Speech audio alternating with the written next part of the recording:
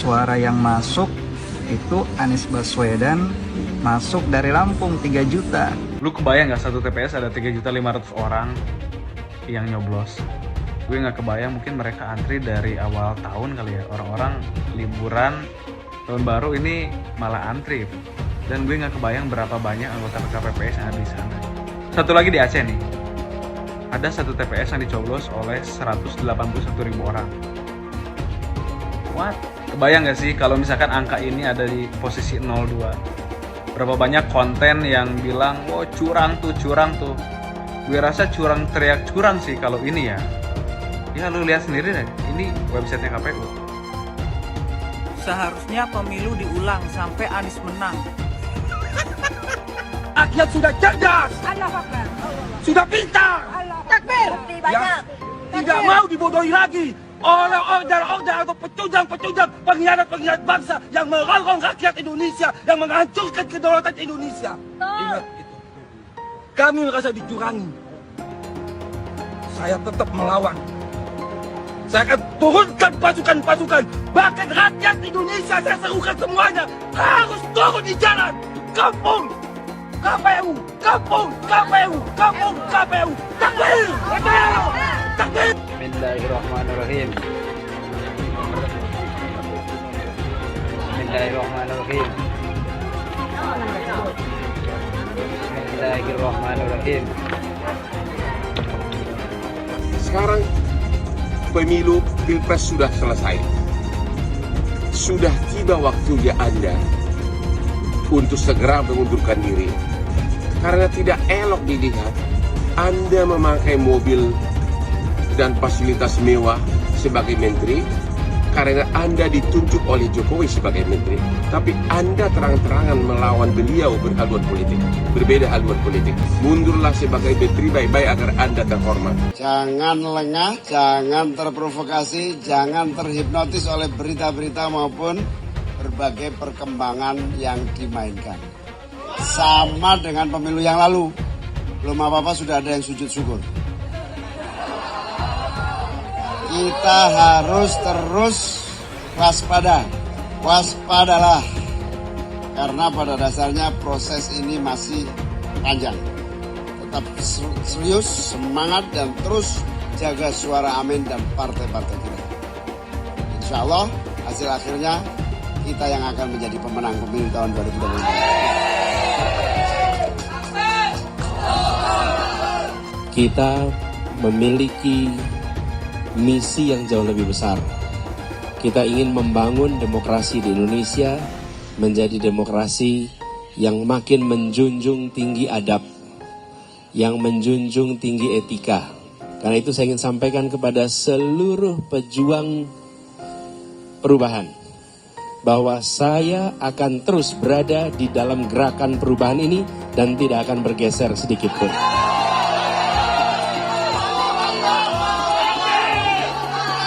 Saudara semua, terus kita berjuang.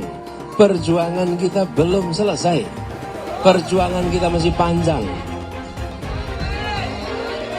Perubahan adalah keniscayaan. Perubahan adalah keniscayaan. Maka kita bekerja terus untuk perubahan itu. Jangan khawatir, saya tidak akan bergeser kanan kiri. Kita terus dalam gerakan perubahan ini. Ada teman-teman kita yang ditawarin. Yang ditawarin. Jadi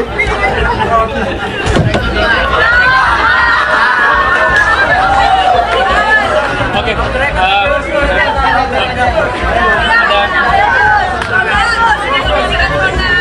Ini live.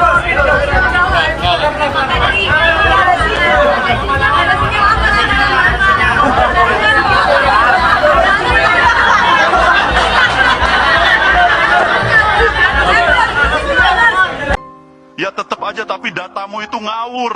Bilang Angin nggak punya KTP segala. Saya yang malu. Haduh, Nies. Itu saya berusaha kalem aja Pak buat ngeles. Kesalahan masa lalu kamu itu kebanyakan sih. Saya juga merasa dibohongin nih sama si Mimin. Di awal, dia janjiin banyak banget hal. Sampai maunya jadi ketua. Tapi malah zong. Pak, kesalahan itu saya sudah tutup-tutupin. Kalau soal Cak Mimin, saya juga sebenarnya capek Pak. Coba minta mulutnya diem aja. Percuma saya angkat wakil kalau nggak ada gunanya. Makin kelihatan kan kerenan Ngap Gibran? Iya bener Pak. Oke. Yang tersangka setelah Pilpres ini namanya Anies Baswedan dan Muhaimin. Mas Anies pernah terkait dengan dengan kasus Formula E, kemudian Mas Ganjar terkait dengan iktp, kemudian Pak Gus Muhaimin terkait dengan kasus yang lain, dan mereka pernah dipanggil KPK. Nah, kemudian dia jelaskan karena ada proses kasus itu, bisa jadi pasca Pilpres ada yang jadi tersangka. Itu pendapat seorang Fahri Hamzah. Kalau ada proses yang kemarin misalnya tertahan karena kan berdasarkan kebijakan penegak hukum terhadap para calon termasuk para caleg itu dihentikan.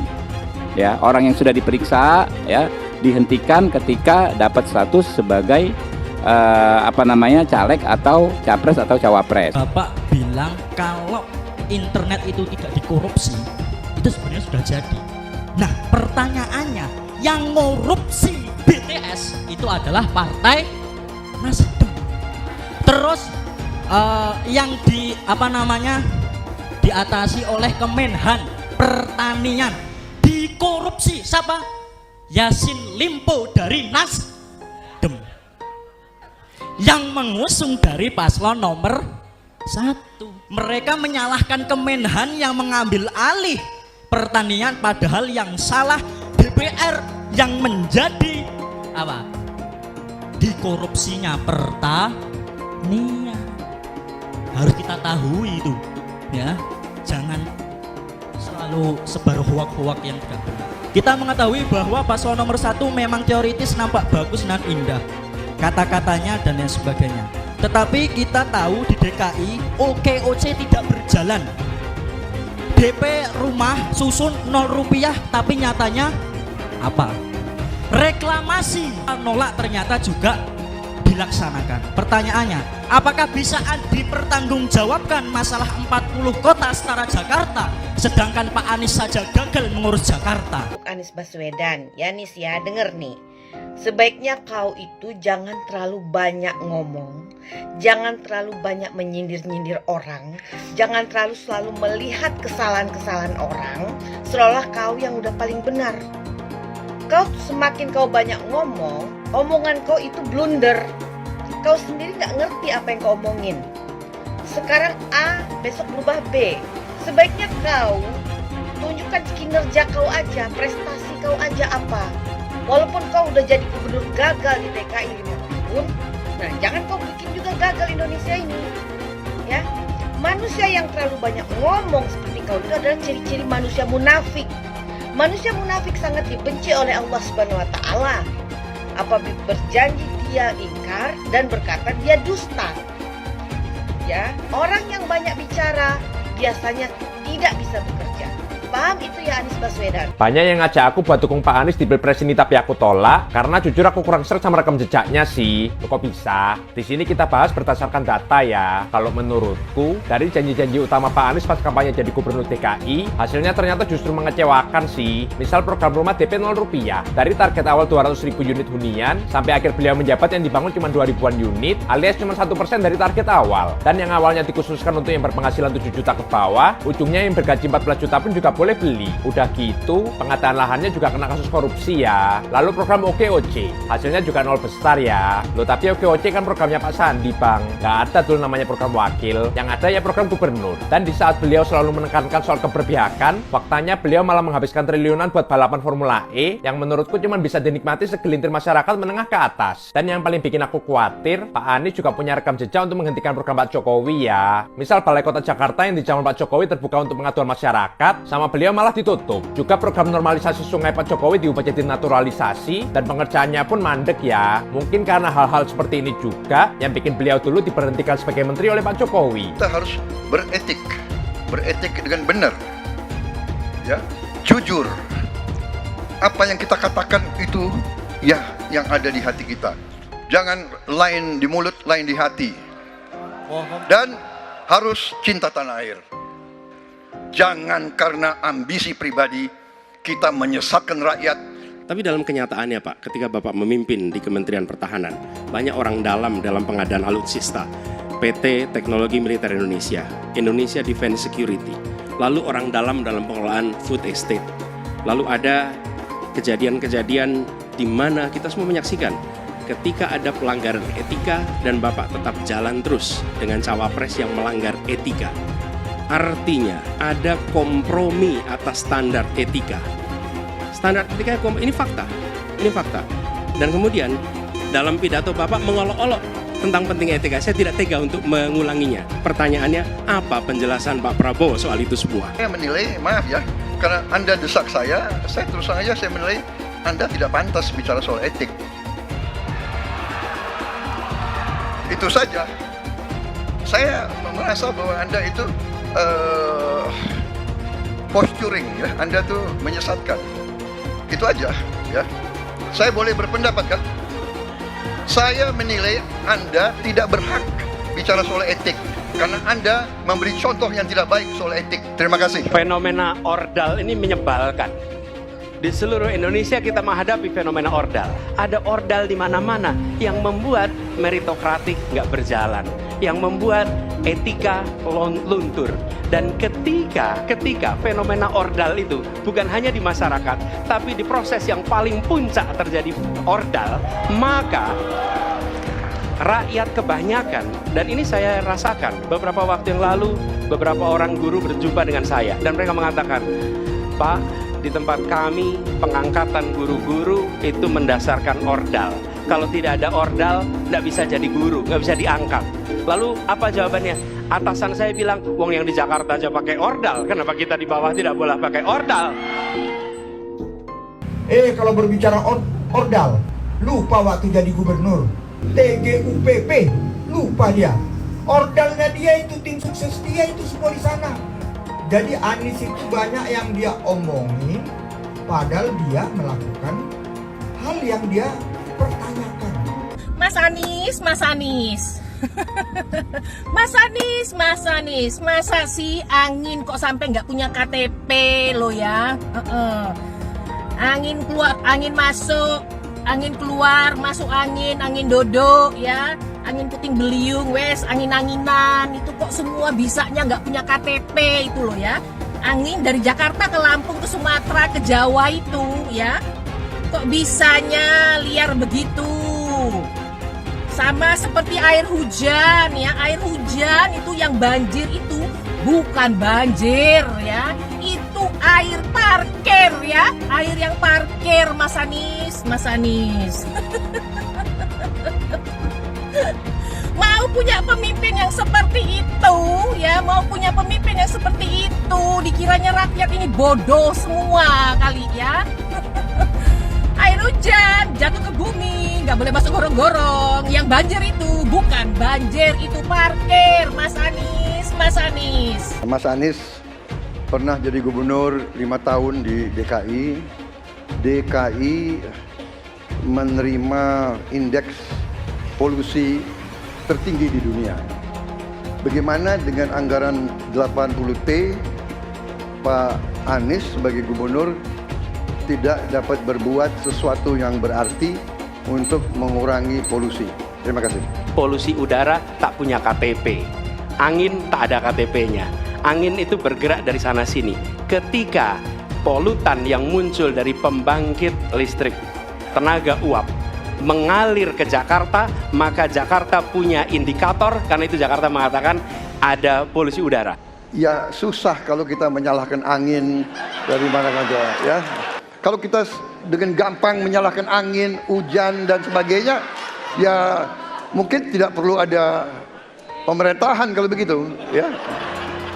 Mas Anies.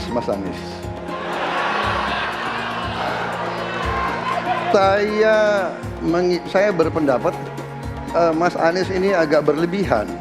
Mas Anies mengeluh tentang demokrasi ini dan itu dan ini. Mas Anies dipilih jadi gubernur DKI menghadapi pemerintah yang berkuasa. Saya yang mengusung Bapak.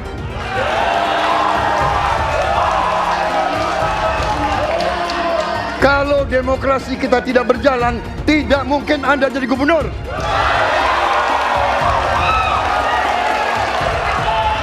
Kalau Jokowi diktator, Anda tidak mungkin jadi gubernur.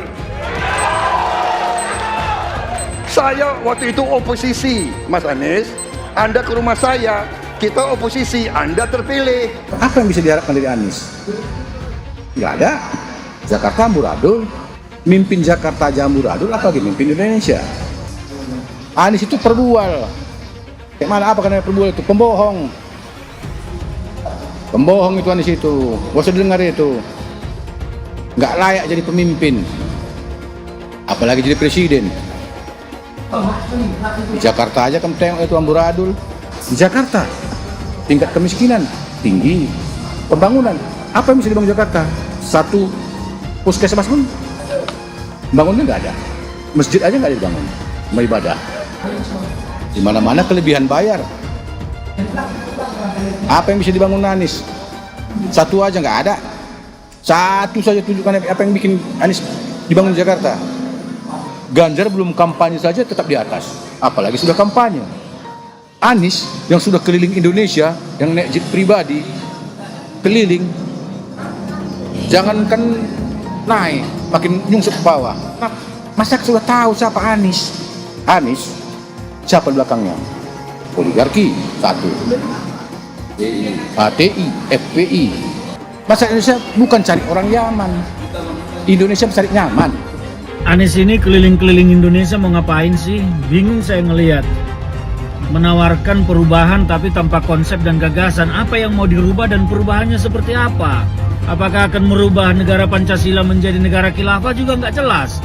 Jadi perubahan apa yang mau ketawarkan nih? Jadi jangan berharap dapat lotre lah nih tiba-tiba jadi presiden Indonesia. Nggak, Indonesia ini terlalu luas, terlalu besar. Jangan bermimpi lah. Bicara ke sana ke sini keliling Indonesia seolah-olah paham dan mengerti masalah negara. Lawang jadi gubernur aja 5 tahun kamu nggak ngerti masalah Jakarta. Apa yang kamu lakukan dengan Jakarta? Nggak ada nih, nggak ada. Masalah Jakarta segitu banyak tak satu pun yang selesai. Yang ada malah kerusakan bertambah. Anies hendak jadi presiden, hendak mengadakan perubahan. Perubahan apa nak kau buat? Nak kau balik Indonesia ni telontang jadi telangkup. Yang sudah maju dipandang mata dunia, hendak kau manakan lagi? Apa yang makanya kalau nak baca itu pidato tu, hendak merubah Indonesia, sebutkan apa yang hendak dirubah. Jangan kata rubah ada, tapi yang hendak dirubah tak ada. Serupa dengan rekam jejak. Lihat rekam jejak. Apa rekam jejak kau di Jakarta? Apa yang kau jokokan di Jakarta? Bukan yang ada kalau Joko di Jakarta kau bilang rekam jejak, seakan pidato dulu rekam jejak saja. Gaya orang nangkuk kau bodoh-bodoh saja, orang nak pidato kau bodoh-bodohan. Kau anggap orang Indonesia ini bodoh semua, yang pintar orang Yaman. Yaman. Nantau kau Yaman kalian nantau. Bila ingin melihat apa yang akan dilakukan seseorang ke depan, maka lihatlah rekam jejaknya. Karena rekam jejaknya adalah prediktor terbaik untuk masa depan. Saya mensyukuri kenapa kalah, kenapa ditahan. Saya bersyukur atas itu semua. Saya coba bayangkan ya, kalau seandainya waktu itu kita menang gitu ya, hari ini belum tentu kita bisa nikmati seperti ini. Kita bersyukur 5 tahun Tuhan izinkan kasih ke orang yang pintar ngomong untuk kerja. Coba kalau kita bayangkan gitu ya, kalau kemarin saya masih jadi gubernur, ini saya udah turun ini. Tapi yang pintar ngomong itu dikira orang hebat kan? Ini lebih berbahaya tahun 2024. Langsung ketahuan karakternya. Langsung ketahuan itu. Di saya juga ada kutipan Pak di kamar saya Pak. Tulisannya, Jakarta telah mengambil keputusan yang fatal. Jangan sampai bapak politik identitas justru menang dengan cara menipu umat Kristen.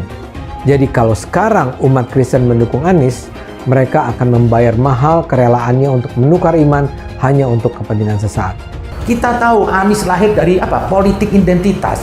Yang dia dulu melabeli kafir semuanya kepada yang non-muslim. Saya mintalah kepada muslim yang waras dan kepada kelompok minoritas. Janganlah Anda memilih pemimpin yang berkarakter seperti Anies. Elektabilitasnya Anies merosot ya seiring mulai terkuaknya kontroversi dari kepemimpinan Anies di Jakarta. Gen Z juga tahu kalau Anies adalah sosok yang didukung kelompok intoleran yang membuat Pilgub DKI 2017 menjadi sangat kotor. Politik identitas yang mengarah ke perpecahan seperti yang dikeluarkan pendukungnya Anies, yaitu Kadrun bin Kampret. Kafir lah, laknat lah, PKI lah, ya cuman itu doang kemampuannya. Itulah pendukung Anies. Jangan pernah takut melawan Kadrun yang cuma pengen Indonesia hancur. Presiden kita ini memecah belah umat. Kalau punya jejak pernah memecah belah umat, jangan dipilih. Kita lihat apakah pemimpin kita, calon pemimpin kita ini ya pernah menggunakan agama sebagai alat untuk memenangkan kepentingannya atau tidak. Kalau agama diperalat untuk merebut kekuasaan, jangan dipilih. Sekali lagi, kalau ada calon pemimpin yang punya rekam jejak memperalat agama untuk kepentingan politiknya, jangan dipilih.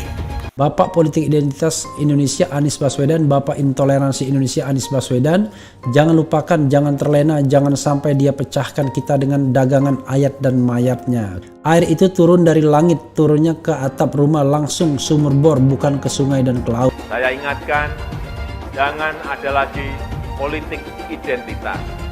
Jangan ada lagi politisasi agama. Penjajahan di depan mata itu di Jakarta. Kita semua pribumi ditindas, kini saatnya kita menjadi tuan rumah di negeri sendiri. Saya bilang, Miss, ente nggak bisa jadi presiden. Kenapa?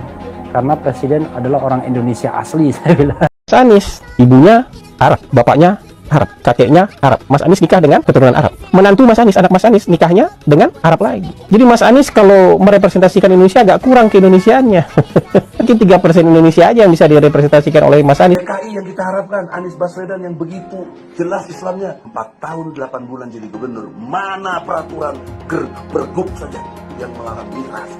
Mana perda Islam apalagi?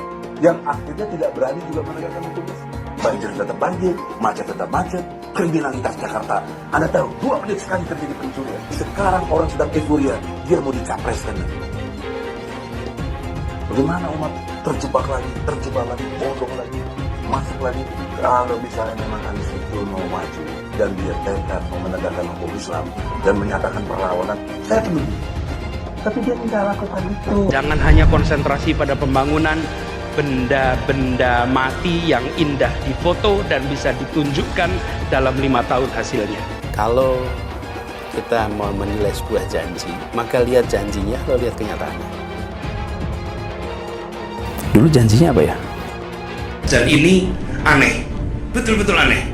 Ini bukan kampanye, tapi saya sampaikan sini. Di satu sisi menyiapkan jalur-jalur air untuk dikirim ke laut, di sisi lain di lautnya dipasang dengan pulau reklamasi, tinggal tunggu waktu jadi rob, air balik. Dan ini melawan sunnatullah. Kenapa? Air itu turun dari langit ke bumi, bukan ke laut. Harusnya dimasukkan ke dalam bumi, masukkan tanah. Di seluruh dunia air jatuh itu dimasukkan ke tanah, bukan dialirkan pakai gorong-gorong raksasa ke laut. Jakarta telah mengambil keputusan yang fatal. Bukan banjir, itu memang parkir air. Bukan banjir, itu memang parkir air. Masyarakat berkeliling dengan membawa toa untuk memberitahu semuanya, termasuk sirine. iPhone 82 miliar. Apa alat transportasi yang dimiliki oleh hampir setiap orang? Alat transportasi yang dimiliki semua orang adalah kaki. Kalau seandainya orang Jakarta percaya Pak Anies jadi gubernur pun, saya berani jamin kok dia akan lakukan normalisasi yang sama seperti saya lakukan kok. Gak usah bohong lah. Ketika air sampai di muara, maka siap untuk dipompa ke laut. Pancasila Soekarno, ketuhanan ada di pantai. Anak Tuhan dari mana? Kalau Yesus anak Tuhan, bidangnya siapa? Besok di seluruh wilayah Indonesia akan katakan dan Iblis hanya menggoda orang yang beriman. Makanya jarang-jarang orang kafir kerasukan setan. Yang kerasukan setan itu orang baik-baik. Jarang, saya belum pernah nengok Cina kerasukan setan. Pernahkah Ahok itu kerasukan setan? Enggak, setannya juga benar. Karena sesama setan dilarang saling menggoda. Karena di salib itu ada jin kafir. Karena di salib itu ada jin kafir. Karena di salib itu ada jin kafir. Haleluya. Kepalanya ke kiri apa ke kanan? Kepalanya ke kiri apa ke kanan? Tetap percaya salib itu lambang mulia, bukan jin. Kok ketawa? Aku nggak nyindir siapa-siapa loh. Saya nggak pernah mundur untuk kebenaran, keadilan, kejujuran. Dan peri kemanusiaan, gue nggak pernah mundur. Dan gue nggak pernah takut juga sama lu. Siapapun yang rasis, gue akan hadapin. Gue bilang. Karena rasis itu tidak berperi kemanusiaan. Sama saya ditanya dulu kan, kamu nyesel nggak statement kamu di Pulau Seribu sehingga masih masuk penjara? Tidak pernah nyesel. Karena saya mengatakan kebenaran. Hai semua, dengan saya Jonas Leong. Terima kasih banyak buat kalian, penonton setia yang selalu menonton di channel ini. Saya secara personal sangat menghargai waktu kalian. Dan saya sudah menganggap kalian sebagai family karena kalian selalu support di channel ini. Bagi kalian yang selalu menuliskan opini kalian di kolom komen, saya baca komen kalian satu persatu. Saya baca komen kalian untuk mengetahui opini kalian, tanggapan kalian, dan masukan kalian sangat berguna untuk video selanjutnya. Terima kasih banyak buat kalian yang selalu menekan tombol like di awal video. Video seperti ini membutuhkan waktu dan juga research. Dan ini semua gratis untuk kalian. Jadi pastikan kalian menekan tombol like-nya, supaya saya mengetahui kalian menyukai konten yang saya bagikan. Gimana suasana hatinya pas ngeliat hasil pertandingan Pilpres kali ini? Bingung? Ngedown? Atau malah makin semangat ngegasnya? Jujur, kalau gue sih agak sedih. Karena ya emang masih menata hati. Menata hati untuk menerima kenyataan kalau penguasa kita saat ini bukanlah pemimpin yang fair. Nah, skenario yang paling buruk yang gue denger, kalau apesnya ada putaran kedua, lebih baik ngelawan Anies daripada Ganjar. Itulah kenapa suara Anies dibiarin begitu aja dan suara Ganjar dibantai abis-abisan di kantong suara terbesarnya, yaitu di Jawa Tengah dan Bali. Padahal dia kan gak ikutan kontes. Ya walaupun di situ ada anaknya si lurah juga sih. Tapi masa karena ada anaknya di situ dia sampai harus ikut campur banget? Apakah dia sendiri gak yakin kalau anaknya itu bisa menang Pilpres tanpa bantuan dia? Aroma penggunaan aparat oleh istana itu kenceng banget. Dari mulai lembaga survei sampai serangan fajar di Jawa Tengah dan Bali. Lurah ini kalau gue lihat menganut ideologi jangan buang kotoran di tempat lu makan. Karena dia dibesarkan oleh PDIP, sepertinya dia mikir-mikir berulang kali kalau mau ganggu banteng. Jadi dia nggak mau bikin masalah dengan PDIP. Karena dia sendiri tahu kalau dia nggak bakalan sanggup untuk ngelawan PDIP kalau sampai PDIP ngamuk. Makanya dia kelihatannya nggak berani sentuh PDIP. Sampai infonya nekat ngilangin beras se-Indonesia sampai jadi langka. Untuk dijadiin serangan fajar ke daerah-daerah kantong suara pendukung terbesarnya Ganjar. Info yang gue dapat ini, kalau boleh gue bilang hampir nggak pernah meleset. Malam sebelum pencoblosan itu Jawa Tengah dan Bali itu banjir. Yaitu banjir bansos dan amplop yang totalnya ada yang sampai 1 juta rupiah per orang, bukan per kakak. Coba lu pikir, hari gini dapat duit 1 juta cuman disuruh nyoblos doang, siapa yang nggak belok? Sasarannya itu pendukung Ganjar doang, dan bukan kader atau pendukung atau simpatisan PDIP. Jadi yang disentuh itu cuman pendukung Ganjar. Kalau yang udah jelas simpatisan PDIP, nggak bakalan ditawarin. Hebat nggak tuh? Itulah kenapa suara PDIP tetap tertinggi dan tetap menjadi partai pemenang pemilu.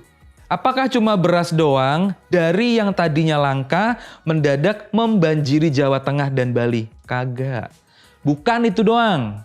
Para tokoh agama dan tokoh masyarakat yang punya massa itu juga disamperin dengan BPKB dan kunci mobil yang cukup mewah. Dengan catatan, dia harus bisa ngarahin massa untuk nyoblos 02. Dar, menang total di daerahnya dengan suara 02 yang paling tinggi. Nggak percaya? Silakan cek rumah para tokoh masyarakat atau tokoh agama di tempat kalian masing-masing. Ada mobil keren dan baru-baru semua nggak? Kalau ada, Itulah kunci kemenangannya 02. Udah? Selesai? Cuman 2 hal itu doang? Ya enggak dong. Masih ada lagi. Coba. Yang punya akses ke KPU, tanyain.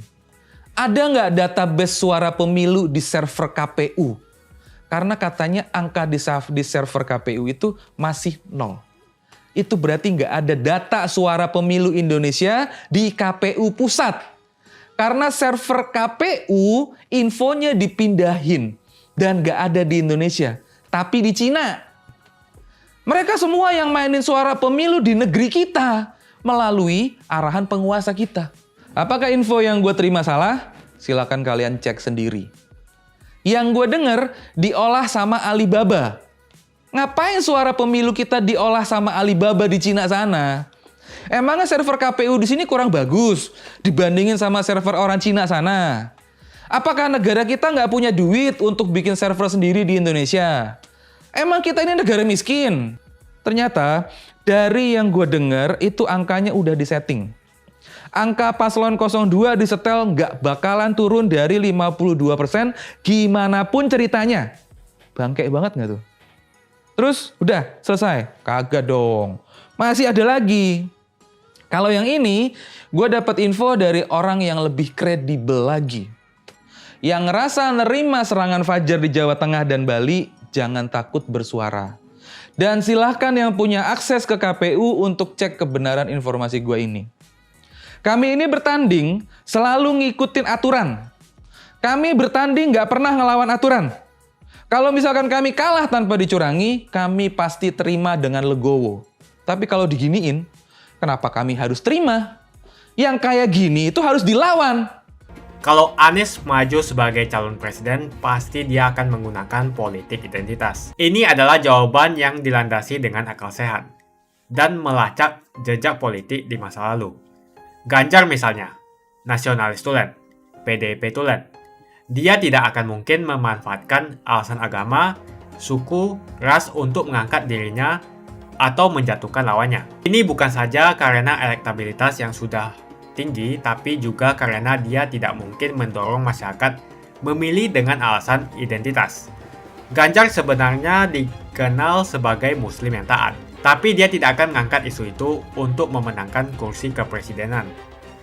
Prabowo apalagi, keluarganya pun multi agama. Dengan kata lain, mengingat Jokowi yang sudah tidak maju lagi, kali ini hampir pasti Pak Prabowo tidak akan menggunakan politik identitas agama. Jadi, kemungkinan satu-satunya yang menggunakan politik identitas adalah hanya Anies Baswedan. Pertanyaan itu lantas saja menimbulkan amarah di kubu Anies, salah satunya dari kelompok khilafah.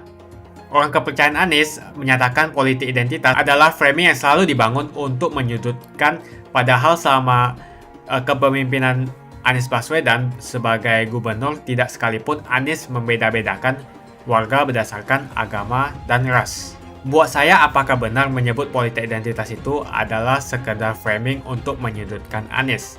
Saya akan membantah pernyataan itu. Kubu Anies terus berusaha mengaburkan makna politik identitas. Mereka berulang kali bilang bahwa identitas adalah hal yang alamiah dalam kehidupan manusia. Jadi apa salahnya dengan menonjolkan identitas keislaman seorang calon presiden? Tapi saya yakin Anies tahu yang dimaksud dengan politik identitas adalah politik yang menggunakan agama sebagai alasan mengapa seorang kandidat harus dipilih atau mengapa seorang kandidat jangan dipilih. Politik identitas ini sangat berbahaya. Politik identitas membuat masyarakat menjadi tidak rasional dalam berpolitik. Yang menjadi faktor utama dalam politik identitas adalah agama. Seorang kandidat akan dipilih karena agamanya, terlepas dari apakah dia melakukan korupsi atau melakukan pelanggaran HAM. Ketika politik identitas digunakan, maka ini akan berpotensi konflik, karena usai pemilihan, konflik itu akan terus berlangsung dalam waktu yang lama. Masalahnya, ada alasan yang cukup kuat untuk menduga bahwa Anies sangat mungkin menggunakan politik identitas, yang memang dikatakan normal ketika menjabat sebagai gubernur DKI. Dalam proses menjadi gubernur, kubu Anies jelas-jelas menggunakan agama sebagai alasan untuk menjatuhkan Ahok. Anies jelas-jelas menggunakan agama sebagai alasan untuk menjatuhkan Ahok, sampai akhirnya Ahok dipenjara. Jadi ada track record sebelumnya bahwa Anies bisa menggunakan politik identitas untuk mencapai tujuannya. Anies sangat mungkin menggunakan politik identitas karena ini memang keunggulan komparatif dari Anies. Dia mungkin saja seorang doktor dari Amerika Serikat, tapi rekam jejak kepemimpinannya sangat tidak bagus. Dia gagal sebagai rektor Paramadina, gagal sebagai menteri, dan gagal sebagai gubernur. Jadi agama digunakan untuk membangun dukungan terhadap Anies. Itu saja opini saya. Pastikan Anda menekan like di video ini dan bagikan video ini ke teman dan family Anda supaya mereka mengetahui informasi ini. Jangan lupa tekan tombol subscribe dan bunyikan tombol loncengnya supaya kamu tidak ketinggalan info dari channel Jonas Leong. Dan saya akan jumpa kalian di video selanjutnya.